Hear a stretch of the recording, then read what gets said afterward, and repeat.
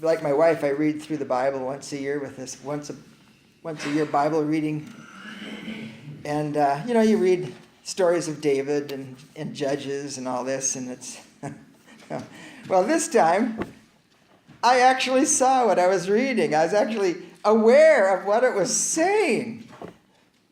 Have you ever really seen what these stories say? It's genocide.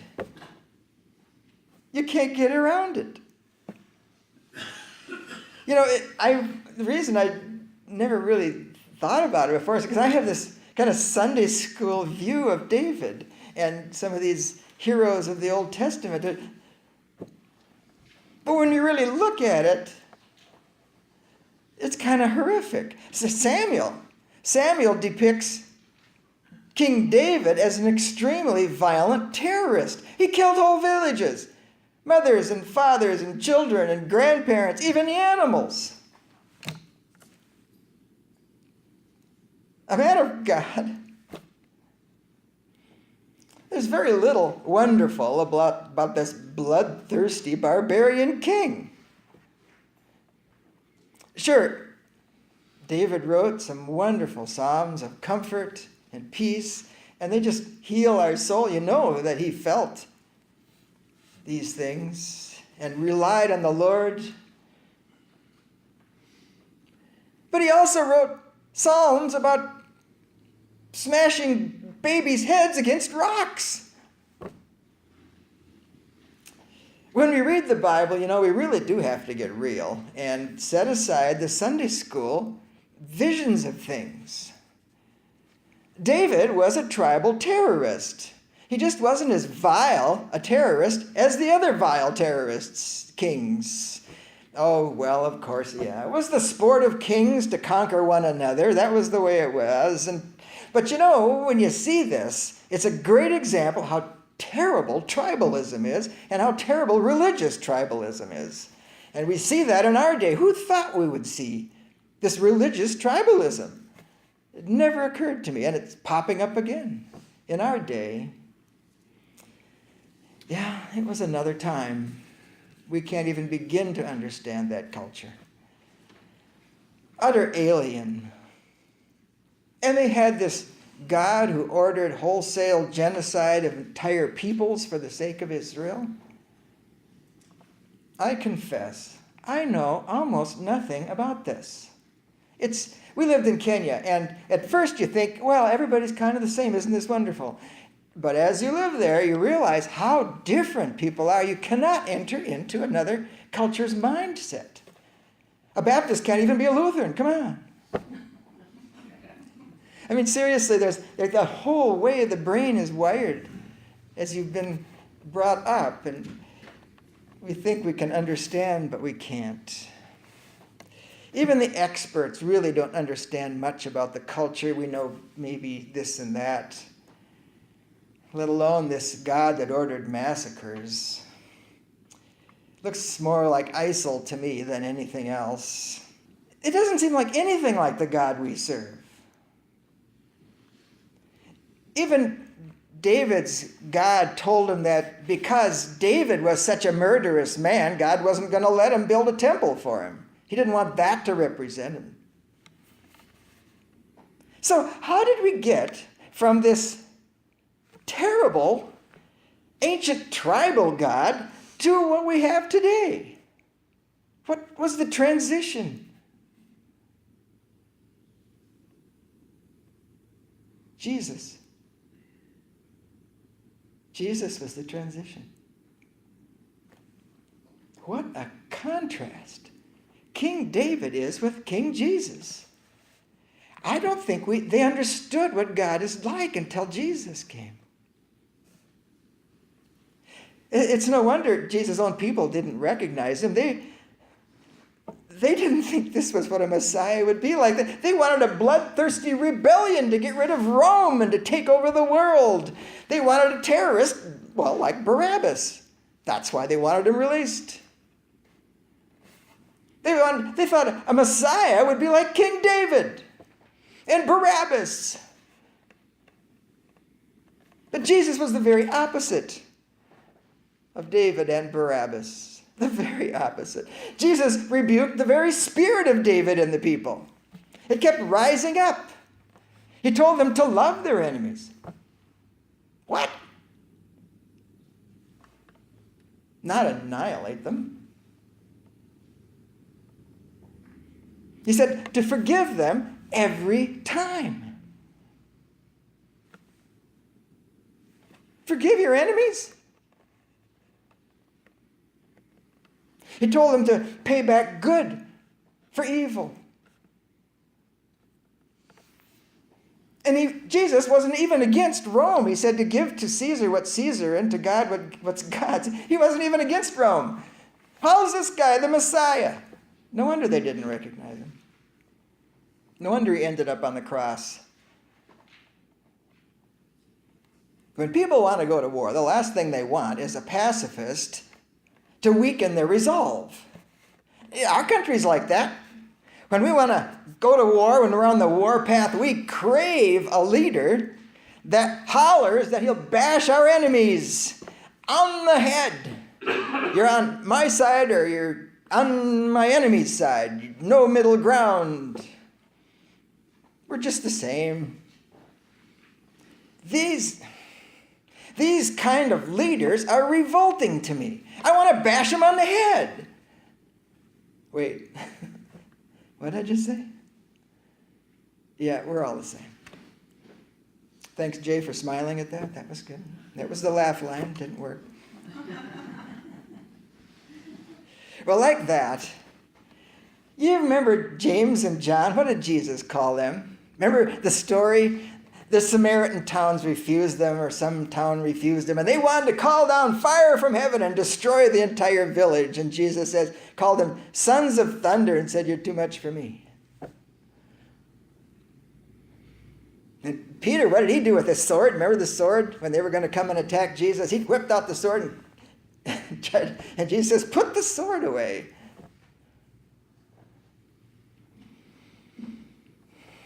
John is an old man writing right now, and we see what he has learned from Jesus over these years. He's no longer a son of thunder. John learned what a truly godly leader is like. Instead of destroying his enemies, Jesus healed them.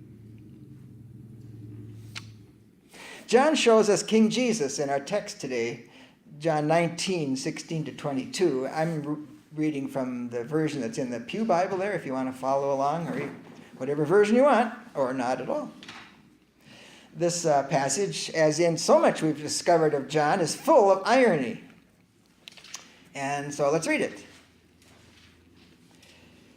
"So then, because of them, he handed him over to be crucified. Therefore they took Jesus away. Carrying his own cross, he went out to what is called the skull place, which in Hebrew is called Golgotha. There they crucified him and two others with him, one on either side, with Jesus in the middle. Pilate also had a sign lettered and put on the cross. The inscription was, 'Jesus the Nazarene, King of the Jews.' Many of the Jews read this sign because the place where Jesus was crucified was near the city, and it was written in Hebrew, Latin, and Greek. So the chief priests of the Jews said to Pilate, 'Well, don't write King of the Jews. Write what he said. I am the King of the Jews.' Pilate replied, 'What I have written, I have written.'" Now, do you notice something about this? John's story of the crucifixion is almost not about the crucifixion. It's like one sentence. None of the Gospels describe in gory detail what Jesus suffered. So why do preachers do this? And filmmakers? They just revel in the gore. And describing everything that happened to Jesus. And why do they do that? It's because we got the spirit of the devil in us, and we love to hear this kind of, what is it? Sort of like blood porn or something. I don't know what it is. It's from the devil. Well, some preachers say that they're doing it because if we identify with the pain and suffering of Jesus like that, and that's what it's for, to try to impress it upon us, then we won't want to sin because we'll feel like we've been doing that to Jesus ourselves. Well, you know that that has almost no effect on sinning. You still do what you know is wrong. You can set all that picture aside. I don't think it works. But what does John do with his depiction of the crucifixion? John declares the glory of God in it. He depicts King Jesus in his depiction of the crucifixion. And I'd like us to look at some interesting details about this passage of what John is doing in here. So, verse 16, did you notice that when I was reading it, it has all these pronouns, like who is what and what's who, and what's he talking about? Well, let me clear it up real quick. He says, because of them, the them is the chief priests. They are the ones who orchestrated this whole debacle. And he handed, that's Pilate. And him is Jesus. And therefore they took is the Roman soldiers. So John places the entire blame of the whole thing on the chief priests of the Jews. It's their fault. Because of them, all the rest occurred. So now look at verse 17, where it starts carrying his own cross. Now, if you're familiar with the other Gospels, you know this is a direct contradiction to what the other Gospels say. Because they say this, something different happened. In fact, it's against all the Christian tradition. Where is Via Dolorosa? Where are the stations of the cross? John doesn't have them. Where's this African man, Simon of Cyrene, that was grabbed and made to carry Jesus' cross for him, or to carry it behind Jesus, or whatever? John doesn't have that either. He says Jesus carries his own cross. You know, the original readers of this gospel knew what had happened. This was within the lifetime of them, and they'd had the other gospels for a little while now, and they all knew the stories, and so they must have wondered what John is doing here. Well, as we have seen through the book of John, he doesn't write it for historical accuracy. He writes it for the accuracy of meaning, for symbolic accuracy. He wants you to understand what he's saying, and he couches the stories that everybody knew to make his points. And so, John is writing a symbol. A symbol of what? It's a symbol of salvation. It's a symbol of what King Jesus, the Messiah, did. He carried the whole cross himself. He took on the entire burden of humanity on himself, on his own shoulders. The entire cruelty of man's inhumanity to man, Jesus carried on his own back. And he did it in order to destroy it and to redeem humanity from ourselves. That's John's point. And that's a God I can serve.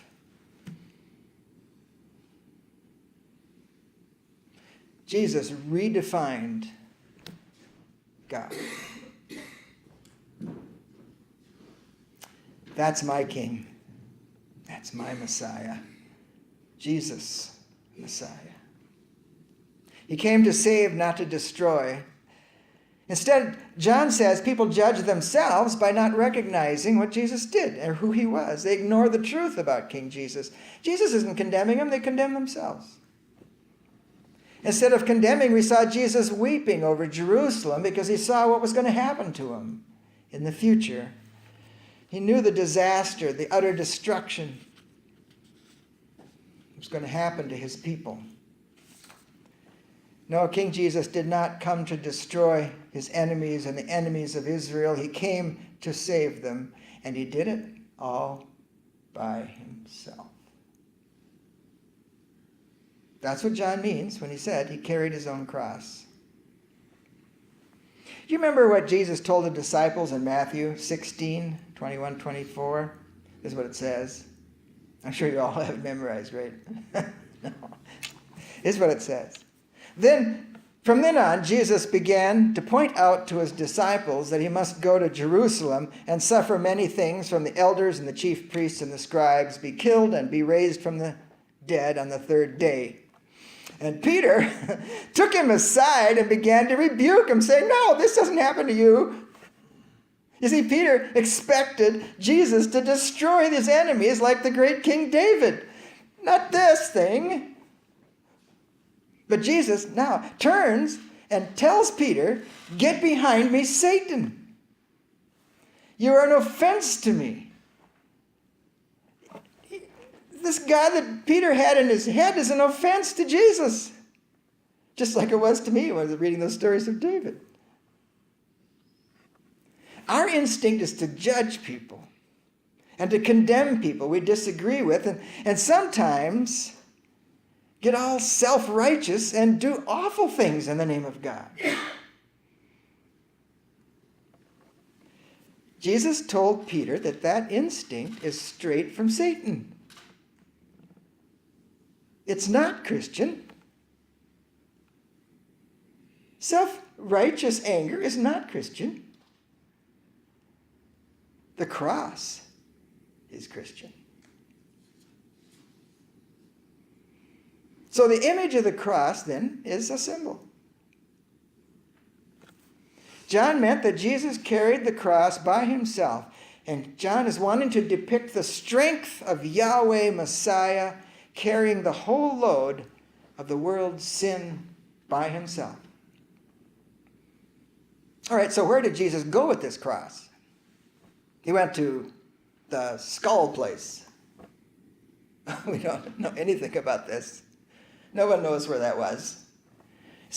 One thing is certain, it's not this pockmarked hill called Gordon's Calvary, because that feature wasn't even there 2,000 years ago, most likely. Golgotha, it might be under the Church of the Holy Sepulchre. The church covers this hill there. And it used to be outside the walls of Jerusalem, but they moved one of the rulers of Jerusalem moved the walls out so the city was bigger. At least this has the correct dates. And so that could be where it is in that church. But the truth is, we don't know for sure where Golgotha was, or even what the name means, or even if it was on a hill. It just looks good in a painting, you put it on a hill.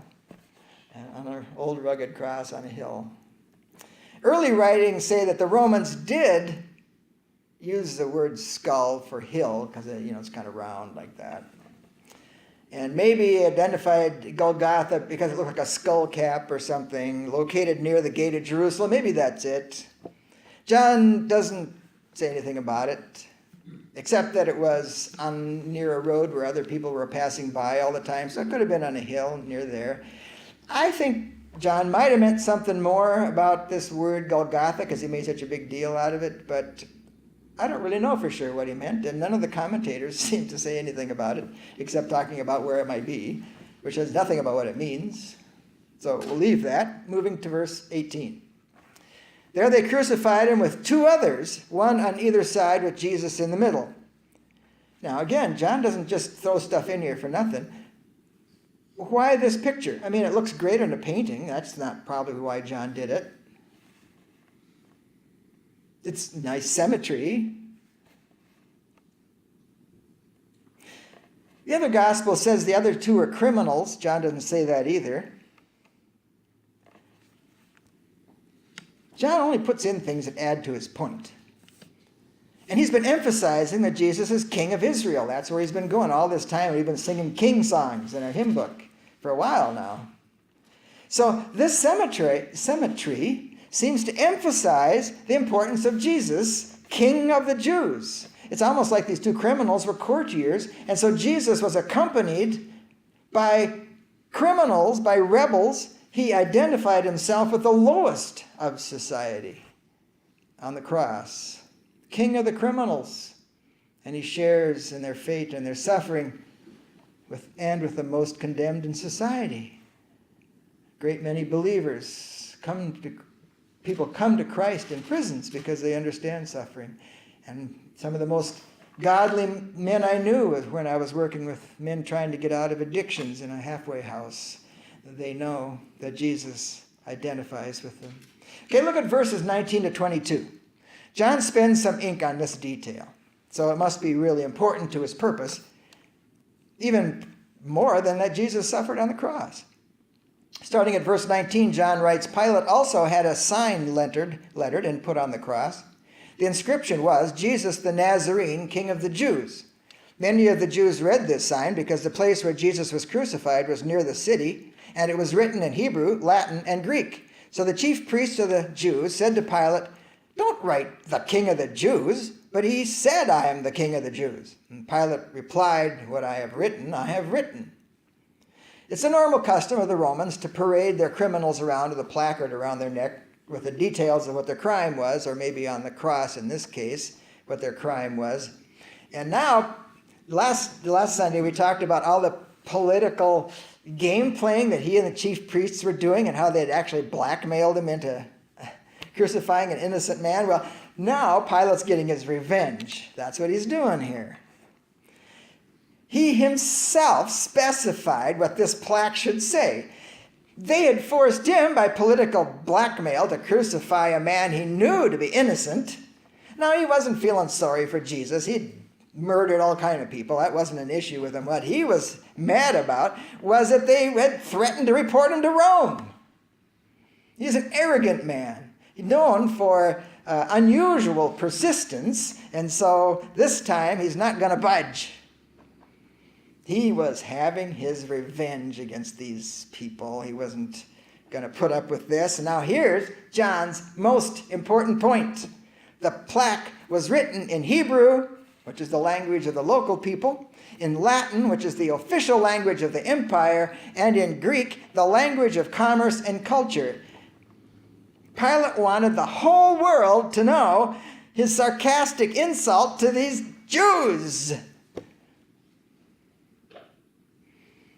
He's saying that this pathetic peasant hanging up there was all the king they deserved, these chief priests of the Jews. They certainly didn't deserve the great Caesar who they're pretending to honor by saying they only have one king but Caesar. He's warning all such king wannabes that they are going to have the same fate as well. But John sees this scene with spiritual eyes. He doesn't see the blood and gore. He doesn't see the lethal games of political rulers. He sees that placard. He sees Pilate declaring to Gentiles that Jesus is king. To Gentiles. John sees Jesus lifted up by a busy road near Jerusalem where all Israel can see their king. As Jesus said in John 12:32, As for me, when I am lifted up, I will draw all people to myself. And this is what John is seeing here. By this placard, John is seeing Pilate irrevocably declare that Jesus is King of the world. The promised king. John sees the enthronement of King Jesus. He sees the greatest upending reversal of the ages. John's done a lot of this. Jesus is always flipping things on their head, reversing things. So this agonizing thing going on, this humiliating, shameful thing, is the enthronement of King Jesus, John sees by this placard. The culminating sign. This is the greatest sign of all the signs that John has shown us so far. You know, he's shown us 7 signs or so. The water was turned to wine, but they drank it all up. It was gone. The 5,000 who were fed miraculously, they got hungry again. The royal official's son, the paralytic, the man born blind, even Lazarus, they all died. But Jesus' death was the beginning of the greatest sign. And because of this sign, the great work of God is about to be finished. Because of this sign, the world will be saved. Jesus will rise from the dead. Here are some excerpts from Hebrews 2:8 to chapter 3:6. It says, The writer says, we do not see everything subjected to Jesus yet, but we do see Jesus crowned with glory and honor because of his suffering and death. For in bringing many people to glory, it was entirely appropriate that God should make the source of their salvation perfect through suffering. Now, since the children have flesh and blood in common, Jesus also shared in these so that through his death, he might destroy the power of the one holding death. He had to be a human. He had to die in order to destroy death. He freed all those who were held in slavery all their lives by the fear of death. Therefore, he had to be like his brothers in every way, including death, so that he could become a merciful and faithful high priest in service to God to make propitiation for the sins of the people. You see, Jesus is not a king like King David. He doesn't have bloodlust poured out on his enemies. Jesus is the Prince of Peace, sent to forgive, sent to save, sent to transform his enemies into friends. What a better way to conquer them. Now, that's a king I can follow. That's a God I can worship. Let the whole world know. Give them a fair chance to hear the gospel and to understand it, because we serve a risen Savior, King Jesus. Amen.